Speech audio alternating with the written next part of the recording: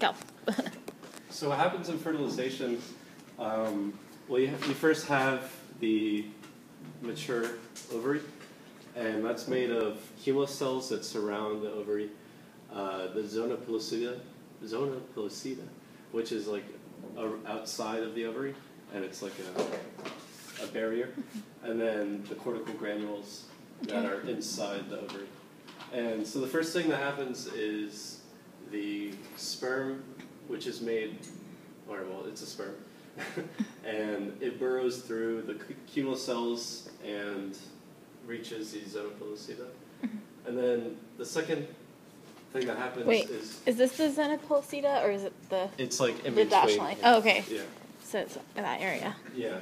So then what happens is there's this thing called an acrosomal reaction, and what that is the sperm cell has like this pocket of what's it? Pocket of like proteases. Yeah. And what happens is when it touches the zona pellucida, it releases all these proteases, and it starts burrowing through the zona pellucida. So it starts burrowing through, and it penetrates it.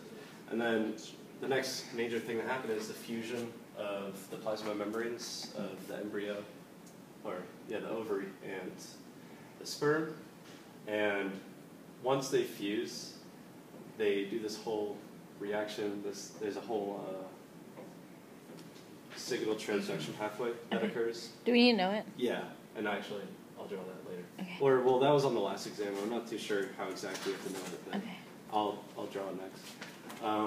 So they fuse, there's this thing that happens, and that has to do with the cascade of calcium. And one of the major things that it does is it releases the stuff inside the cortical granules. And what that does is removes the glycosylation of the zona of proteins in the zona pellucida, which is what the sperm recognizes. And it also, and with that, prevents multiple sperm entry. And then the next step is the pronuclei of the sperm enters the ovary, and then there's also another pronuclei inside the ovary.